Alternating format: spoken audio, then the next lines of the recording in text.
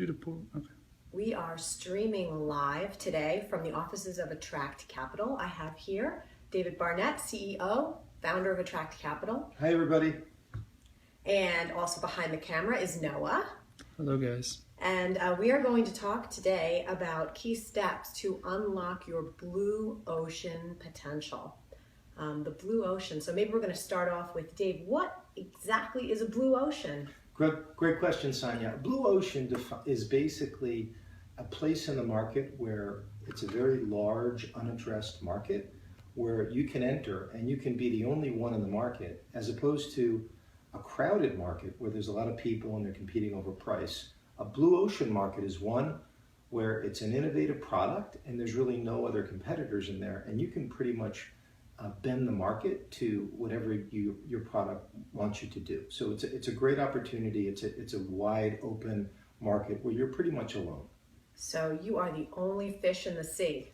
The only fish in the sea, Sonia. It's a very good place to be, but it takes a lot of planning, and a lot of steps in order to get there. Yeah. Okay. Let's get into that then. So obviously we kind of see the benefits, but maybe you can dive in a little bit more as to why it is beneficial for a company to be the only fish in the sea. Sure. Well, in a blue ocean market, if you're the only fish in the sea, your product can basically get higher margins, and you can typically sell more of your product. So you have more of an ability to generate more revenue. It's more easy to find customers because you have a differentiated product. So you can grow your revenue faster and you can generate more profits. So blue ocean in many ways is sort of a catchy way to describe just a kind of a plain old business strategy, which is that you want to be in a market where there's few other competitors because you're going to be able to sell more at higher prices. Okay, can you give us one example? Sure. I had a client, they made posts for queuing products. You would see them at the bank, and they decided to create a solution and to add some technology to it so that they can sell and assemble a complete integrated solution. And what they were able to do is, instead of just selling a post, which is sort of a dumb product, they were able to sell a whole solution that had technology, it had software included in it. So they were able to triple the amount of the sales price that they were able to get because they were selling a solution which was integrated as opposed to a single product. Oh, okay.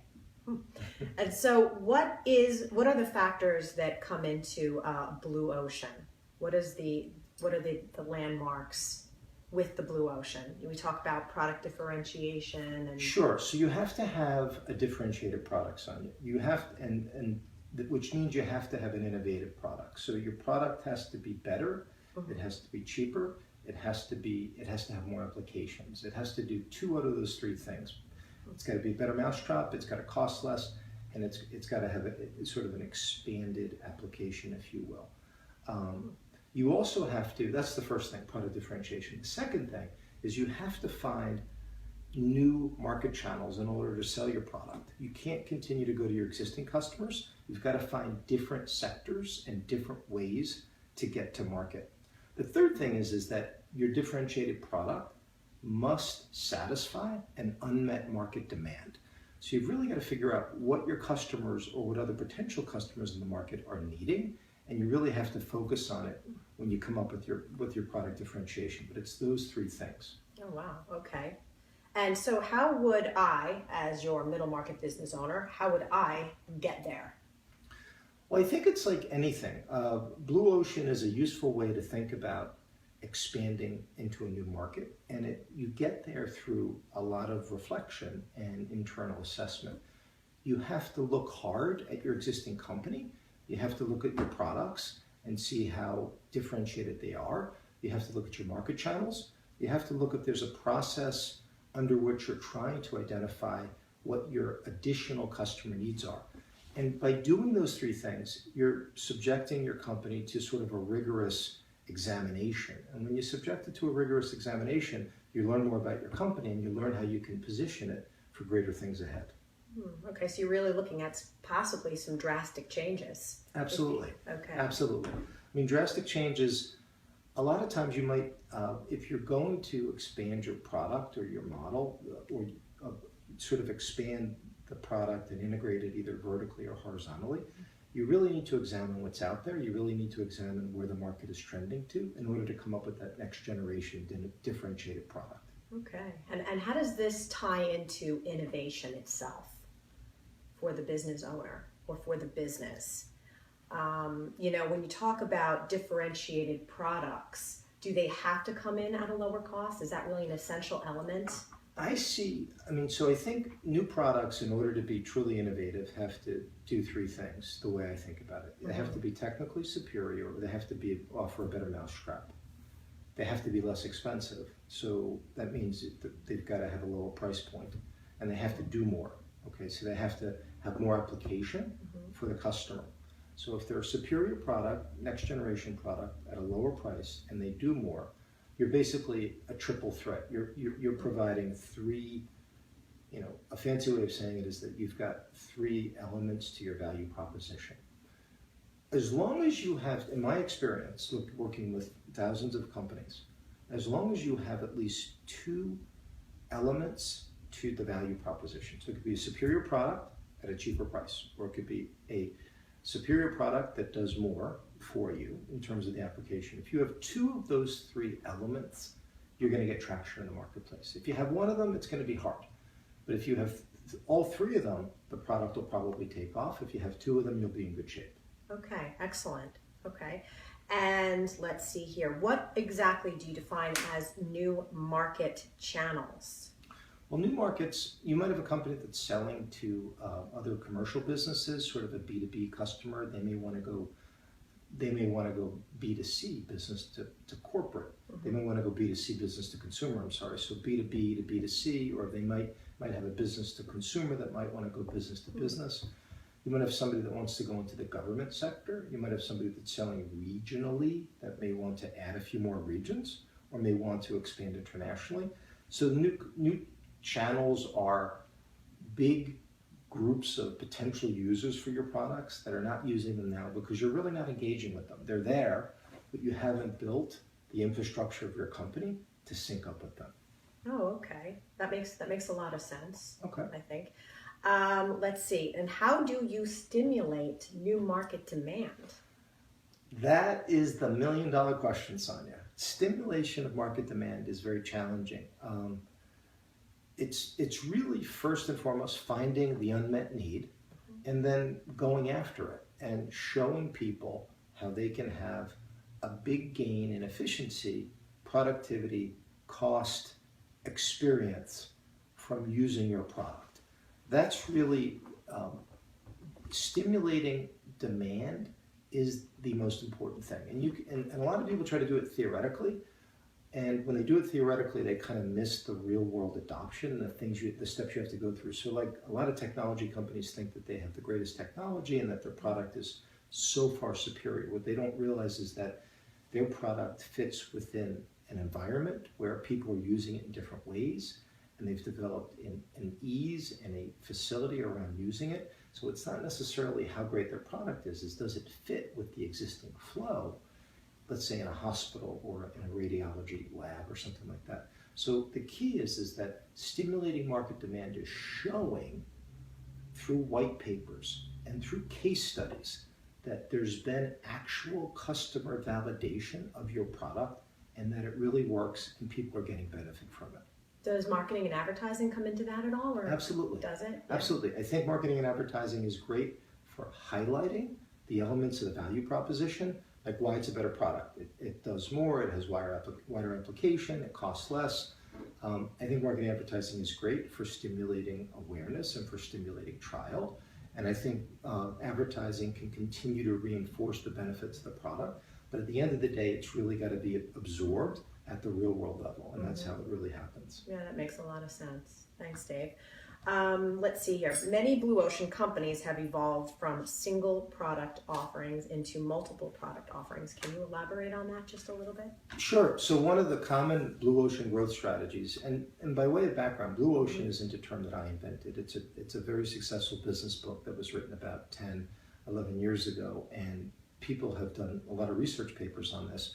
This is a condensation of some of those principles, but a lot of them go from, they're just, as I mentioned earlier, a client of mine was making posts for queuing products, and then he made a solution.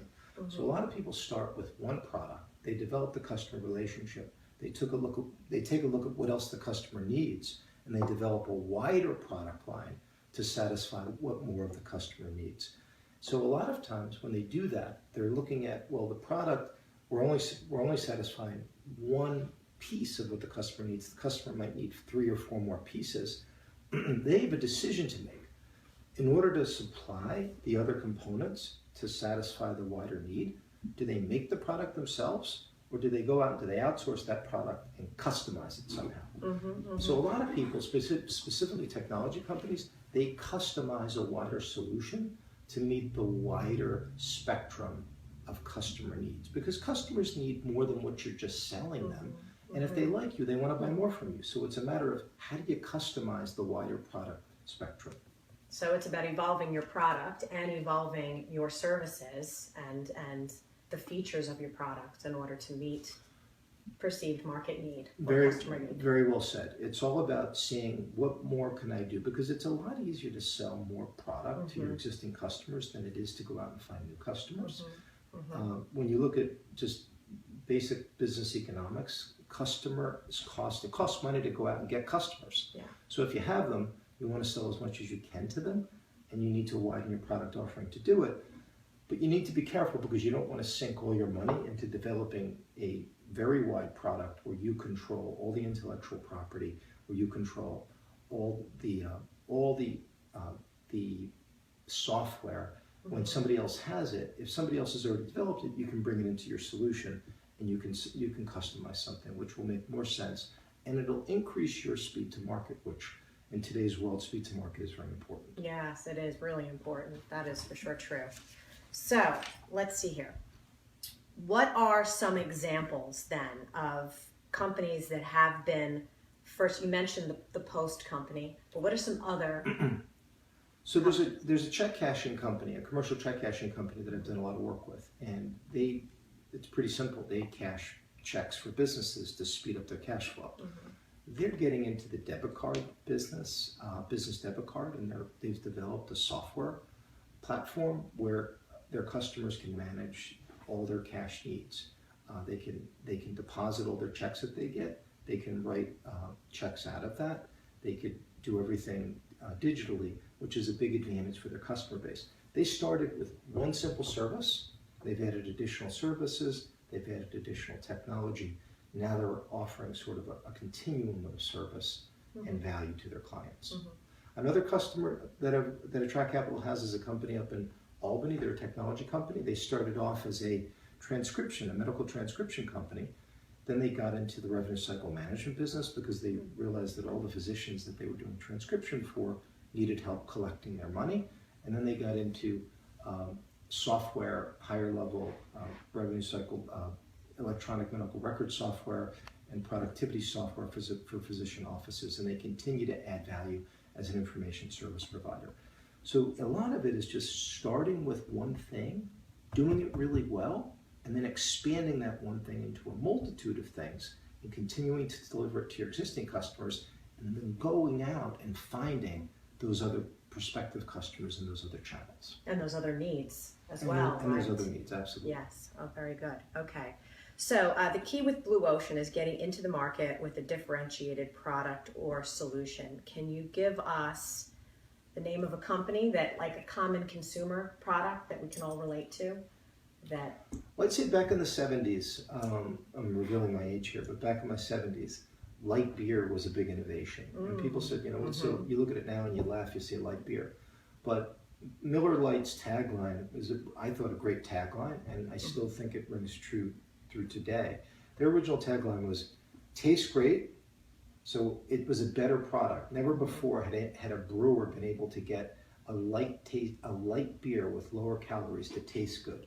So it had technical superiority over other beers that brewers were introducing that were light. So it tasted great, but then it was less filling at the same time. So it not only tasted great, but it was less filling. So what they got you focused on was that it tasted almost better than regular beer, and it was less filling. So why not go for it? So it was sort of two things that they were talking about. that I think is a really, which is a sort of a mundane example. Another example of a blue ocean application would be something like as simple as LinkedIn. It's a technology that we all use nowadays, but when LinkedIn came around, it was new. They wanted to connect all the business people in the world. There was nobody else doing it at the level they were doing it. They offered a level of connectivity. It was free, and it was a product that had applications that people had never seen before. So I think it ticked all three boxes.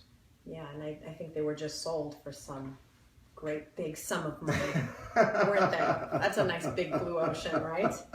Right there. A green ocean. A green ocean. Okay, so you talked before about not developing a solution from scratch, but what about licensing your existing products? No, that's a great idea. A lot of companies do this because they don't want to tie up their resources. If they're looking to create a software solution that's very innovative, there might be various parts to it. So they might want to develop the interface and use another company's engine and develop around the engine to come up with applications that'll be specific to a new segment, specific to their existing customers. It's just a lot easier to borrow somebody else's product that's already out there in the market and customize it as opposed to having to reinvent the wheel. And what are those benefits by way of cost for the business owner that decides to do that? You know, taking cost out and offering more value, does that play into that? Absolutely, because you could, if you're looking to develop, if you're a technology company and you're looking to develop a new piece of software, you could spend $20-30 million developing a new engine. So by using something that's out there, you can typically work out a licensing deal with that other software company. And when you work out a licensing deal, you're going to pay for a base level of licenses, and you're going to be able to build on top of that. Absolutely. Okay. Let's see. Why should the business owner care about the blue ocean? Why is it important? Well, I think blue ocean is important because it crystallizes a way of thinking about your business, which is how do you find wide open markets? Everybody should be looking for wide open markets. And because the benefit of wide open markets is easier sales and more profitability. I mean, it's pretty self-evident. And I also think when you think about it through the context of a blue ocean, it's a very valuable way of a company reflecting or examining where they are. Are we in a good market? You know, not enough business owners look at their market and say, you know, is this a good market? Is it a bad market? Is it a maturing market? They might do it once every couple of years. But if you say, you know, how close is my existing market to a blue ocean market? And if it's not, how do I get there? It sort of forces you to grapple with, am I in a good market that's going to be something that I can make good money in over the next 5 to 10 years, or do I need to get there? And I think it's very constructive in that light, Sonia. And what's the opposite of a blue ocean, or is there an opposite of a blue ocean? A bloody red ocean is the opposite. You didn't make that up? That's real? Wow. No, I think the authors of the blue ocean theory came up with that. But basically, in a bloody red ocean, all the fish are going at each other, and there's blood in the water because they're competing on price, and the ocean is unsustainable at that point. In a blue ocean, it is sustainable. It's a healthy ecosystem. How do you stay blue, Dave? I stay blue capital stay blue through being a devotee of the University of Michigan. This is a Michigan marching band hat. So if you know anything about University of Michigan, yes, it's go blue. So I would encourage all the business owners out there to go blue and find your blue ocean. Very good. Can I get one of those hats, Dave? Certainly, Sonia. Oh, excellent. Well, thank you very much, everybody, for joining us. Stay tuned for our next webinar. We'll be posting it on live, Facebook and online. Stay tuned. Come back and visit us and have a great day. Thanks, everybody. Thanks, everyone. Take care.